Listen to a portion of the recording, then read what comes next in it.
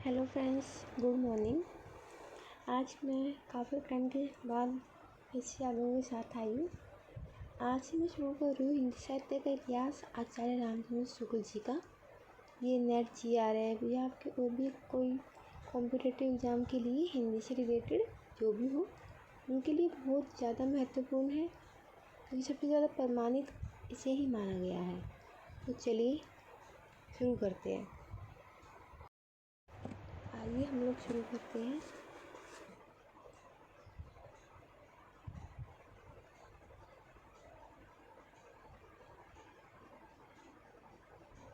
हिंदी साहित्य का इतिहास आचार्य रामचंद्र शुक्ल, जिसकी भूमिका डॉक्टर रामस्वरूप चतुर्वेदी जी ने लिखी हुई है।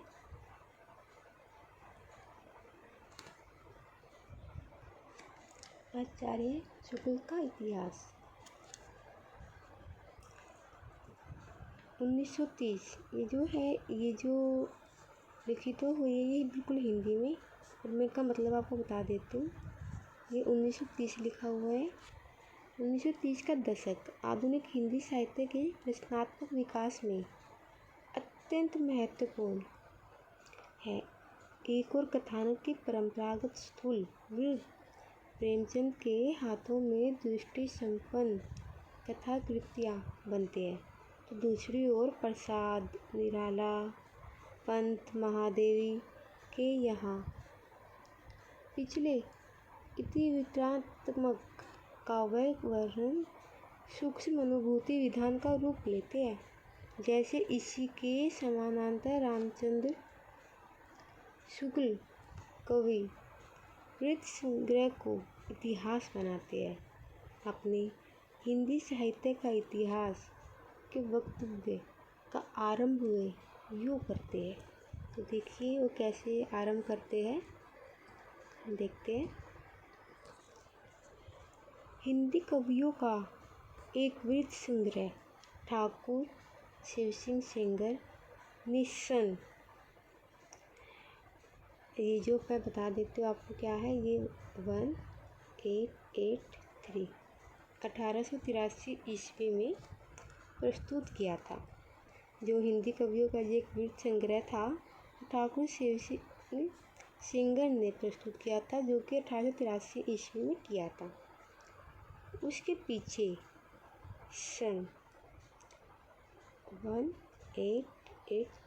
1989 में डॉक्टर अफसर ग्रीसेन ने, इसके पीछे 1989 में इनके बाद डॉक्टर ग्रीसेन ने मॉडर्न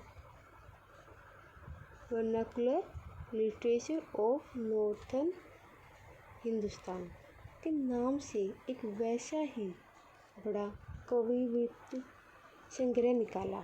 ये काफ़ी बार पूछा गया है कि ग्रीसेन का संग्रह कौन सा था, तो ये था modern vernacular literature of northern Hindustan. सन 1913 में इन सभी सामग्री का उपयोग करके मिश्र बंधुओं श्रीयुक्त पंडित श्याम बिहारी मिश्र आदि ने अपना बड़ा भारी कवि वृत्त संग्रह मिश्र विनोद, ये इनके संग्रह का नाम है, जिसमें वर्तमान काल के कवियों और लेखकों का समावेश किया था। ये जो किसने लिखा था, ये मिश्र बंधु ने लिखा था, मिश्र बंधु विनोद। इसमें वर्तमान काल के कवियों और लेखकों का भी समावेश किया गया। 3 भागों में विभाजित किया। ये जो 3 भागों में विभाजित था मिश्र बंधु विनोद। शिव सिंह सेंगर का वृत्त संग्रह है, ग्रीसेन का बड़ा कवि वृत्त संग्रह है, और मिश्र बंधुओं का बड़ा भारी कवि वृत्त संग्रह है। यानी वृत्त क्रम से बढ़ता जाता है, जो एक तरह से वृत्त की प्रकृति भी है। इस वृत्त को इतिहास बनाना यह रामचंद्र शुक्ल का काम है। तो इस वृत्त को इतिहास किसने बनाया है, रामचंद्र शुक्ल जी ने। दर्शक का दृष्टा बनाना यही इतिहास लेखन की प्रक्रिया है। दर्शक दृश्यों और घटनाक्रमों को देखता है बाहर से। दृष्टा इसके साथ साथ उनकी आंतरिक संगति को भी देखता पहचानता है। यो रामचंद्र शुक्ल के साथ रचना, आलोचना और इतिहास का विलक्षण तालमेल बनता है पहली बार। तब वृत्त संग्रह घटनाक्रम है, इतिहास है दृष्टि। इस प्रसंग में आचार्य शुक्ल ने अपनी दृष्टि का आख्यान इतिहास के प्रारंभ में ही कर दिया है। वक्तव्य में भी कहते हैं, मैंने कुछ संक्षिप्त नोट तैयार किए थे जिनमें परिस्थिति के अनुसार शिक्षित जनसमूह की बदलती हुई प्रवृत्तियों को लक्ष्य करके हिंदी साहित्य के इतिहास के काल निर्भाग और रचना की भिन्न भिन्न शाखाओं के निरूपण का एक कच्चा ढांचा खड़ा किया था। इसकी तुलना में कुछ ही आगे मूल इतिहास के काल विभाग का परिवर्तन जिस वाक्य से होता है वह जैसे इतिहासकाल के समक्ष दर्शन का सार और सूत्र हो। गोदान, कामायनी और राम की शक्ति पूजा की ही तरह, जिसका आरंभिक अंश हिंदी पाठक की जातीय स्मृति का अंग बन गया था, जबकि प्रत्येक देश का साहित्य वहाँ की जनता की चित्रवृत्ति का संचित प्रतिबिंब होता है। तब यह निश्चित है कि जनता की चित्रवृत्ति के परिवर्तन के साथ साथ इतिहास के स्वरूप में भी परिवर्तन होता चला जाता है। आदि से अंत तक इन्हीं चित्रवृत्तियों की परंपरा को परखते हुए इतिहास परंपरा के साथ उनका सामंजस्य दिखाना ही साहित्य का इतिहास कहलाता है। तो देखिए कितनी अच्छी डेफिनेशन यहाँ पे दे रखी है, साहित्य का इतिहास कहलाते हैं। ये मैं तो आपको दोबारा रीड करवा देती हूँ। जबकि प्रत्येक देश का साहित्य वहाँ की जनता की चित्रवृत्तियों का संचित प्रतिबिंब होता है। तब यह निश्चित है कि जनता की चित्रवृत्तियों के परिवर्तन के साथ साथ साहित्य के स्वरूप में परिवर्तन होता चला जाता है। आदि से अंत तक इन्हीं चित्रवृत्तियों की परंपरा को परखते हुए साहित्य परंपरा के साथ उनका सामंजस्य दिखाना ही साहित्य का इतिहास कहलाता है। परवर्ती बहुत से इतिहासकारों और इतिहासविदों ने अपना अपना इतिहास दर्शन बड़े विस्तार से बखाना है। तब भी उनके यहाँ दर्शन ही दर्शन है, दृष्टि नहीं और इतिहास नहीं। यह बखान एक तरह का शब्द वास्तव दोष है। इतिहास दर्शन तो वह है जो इतिहास में निश्चित रहो। रामचंद्र शुक्ल के यहाँ इतिहास दर्शन और इतिहास के बीच ऐसा ही रिश्ता है। यहाँ जो लक्ष्य करने की बात है वह वक्तव्य में आए शिक्षित जनसमूह और कार विभाग के उक्त मंतव्य में जनता शब्द की प्रयोग छायाई। यह भी स्मरणीय है कि आधुनिक काल में पहुंचकर यह प्रयोग एक बार फिर शिक्षित जनता हो जाता है। तब समझना होगा कि इतिहासकार के अनुसार जनता के साथ प्रतिक्रिया में सृजनात्मक लेखन होता है। इतिहास की रचना शिक्षित जनसमूह की बदलती हुई प्रवृत्ति के अनुकूल होती है। रामचंद्र शुक्ल के सावधान गद्य प्रयोग का उदाहरण यह आरंभ में ही मिल जाता है। इसके साथ साथ आधुनिक काल के ठीक पहले रीतिकाल के समापन अंश में इतिहासकार के इन दोनों के बीच एक तीसरी स्थिति की ओर भी संकेत किया है। साधारण श्रेणी के पाठक ब्रजवासीदास के प्रसंग में लिखा है, पर इनका प्रसिद्ध ग्रंथ ब्रजविलास ही है, जिसका प्रचार साधारण श्रेणी के पाठकों में है। इससे कुछ और निचले दर्जे का संकेत बाजारी प्रयोग में मिलता है, जो रीतिकार के उपसंहार में द्वार और बोधा जैसे श्रृंगारिक कवियों के प्रसंग में आता है। यूँ रचना के साथ भावक वर्ग की प्रकृति की परख इतिहासकार बराबर करता चलता है। एक और रोचक प्रसंग यहाँ सामने आता है। लेखक ने अपने वक्तव्य में स्वयं स्पष्ट किया है कि इस इतिहास का बीज रूप उसके द्वारा प्रस्तुत छात्रों के उपयोग के लिए कुछ संक्षिप्त नोट में दबा है। यह संयोग से कुछ अधिक है कि अपनी हिंदी साहित्य की भूमिका ये है 1940 30 के दशक की एक विशेष कृति में हजारी प्रसाद द्विवेदी ने भी उसका आरंभ अपने विश्वविद्यालय परिसर विश्व भारती शांति निकेतन पर छात्रों के लिए तैयार नोट से बनाया है। जो हिंदी के दो प्रसिद्ध इतिहासकार, दो अध्यापकों के नोट में से प्रस्फुटित हुए। हिंदी के साहित्यिक परिदृश्य पर और अन्यत्र भी विश्वविद्यालय आलोचना पद का प्रयोग कुछ अवमानना के अर्थ में होता है, जबकि इन महिमाशाली इतिहासों का स्रोत एकदम उल्टा संकेत देता है। इसका कारण शायद यह हो कि अच्छा अध्यापक स्वयं अपने व्याख्यान में सीखता, खोजता और रचता है, और आलोचना की भी एक तरह से सही प्रक्रिया कही जा सकती है। अच्छा आलोचक होने के लिए जरूरी नहीं कि वह अध्यापक हो, पर अधिसंख्यक अच्छे आलोचक अच्छे अध्यापक भी रहे हैं। यह देखा जा सकता है। अच्छे पद यहाँ दोनों स्थितियों में बराबर से साभिप्राय होगा।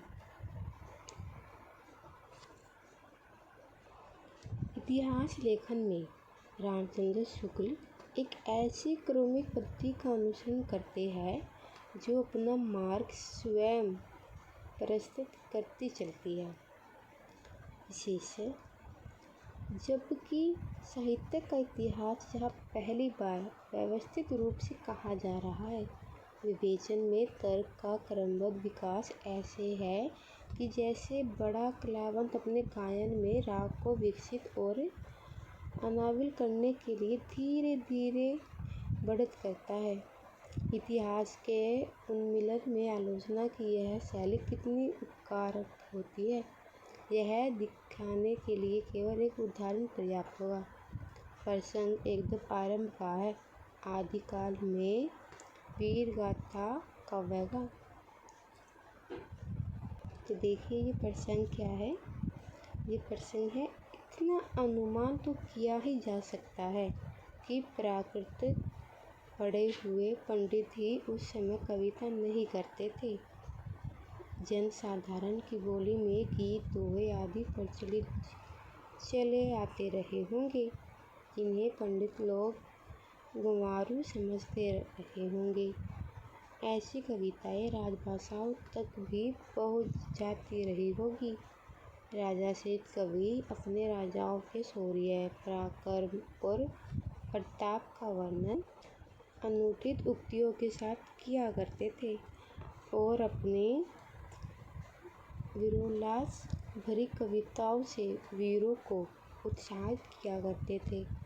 ऐसे राजसिक कवियों की रचनाओं वे रक्षित रहने का अधिक सुविधा था।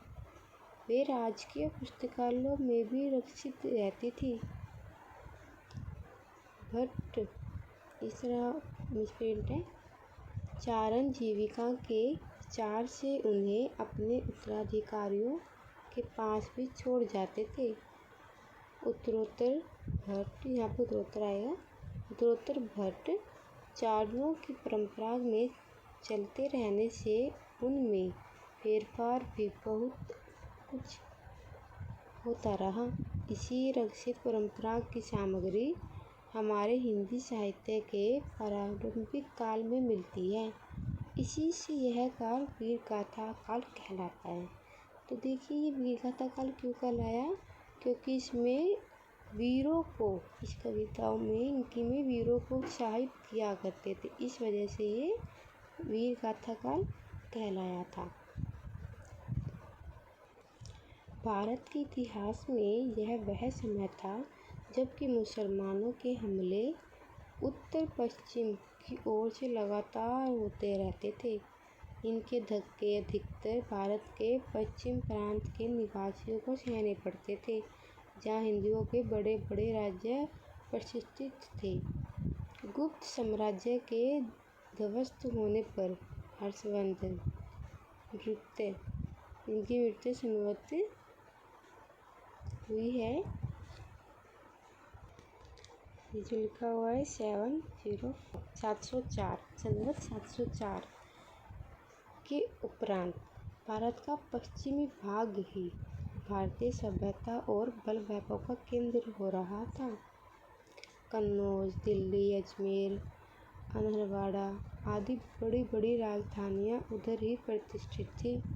उधर की भाषा ही श्रेष्ठ भाषा मानी जाती थी और कवि चारण आदि उसी भाषा में रचना करते थे। प्रारंभिक काल का जो साहित्य में उपलब्ध है उसका आविर्भाव इसी भूभाग में हुआ। अतः यह स्वाभाविक है कि उसी भूभाग की जनता की चित्रवृत्ति की छाप उस इतिहास पर हो।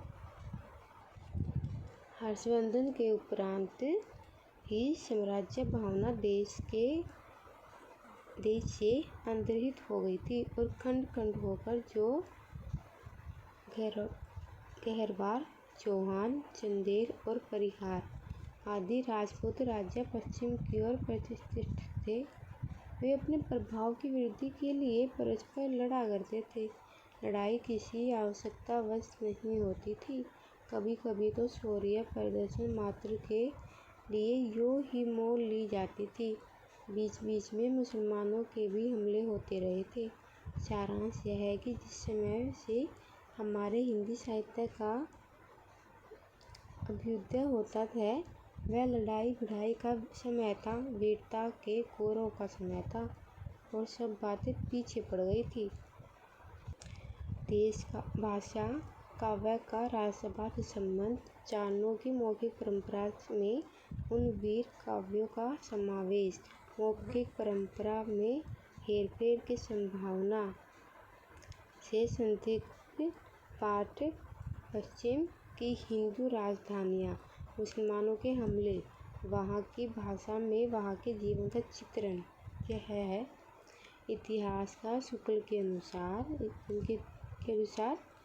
बताते वीर गाथा या की चारणकार के विकास की कथा। उन्होंने वीर गाथा को चारणकार भी मानते थे। उपयुक्त अपेक्षा लंबे उद्धरण की प्रस्तुत करने से यह संभव होता है कि तर्क का एक एक चरण एक दूसरे से जुड़ा हुआ एक दूसरे में से निकलता दिखेगा, इसलिए पाठक को उन पर चलने में सुगमता होती है। जटिल से जटिल प्रसंग आसानी से हृदयगम्य हो जाता है। लेखक को अपने तर्क पर विश्वास इतना गहरा है कि आवेश की ओर अपेक्षा नहीं रह जाती। आदिकाल से लेकर आधुनिक काल तक आचार्य शुक्ल का इतिहास इसी पर तथाकथित और तर्कसम्मत रूप में चलता है। इतिहास लेखन में व्यावहारिक आलोचना की एक और तरह से परीक्षा होती है। प्रवृत्तियों, कालों या रचनाओं पर स्वतंत्र अध्ययन में आलोचक को बहुत कुछ छूट यह मिली रहती है कि वह आलोच्य विषय या लेखक पर बहुत कुछ स्वतंत्र और निरपेक्ष ढंग से विचार करते हुए उनका मूल्यांकन करता है।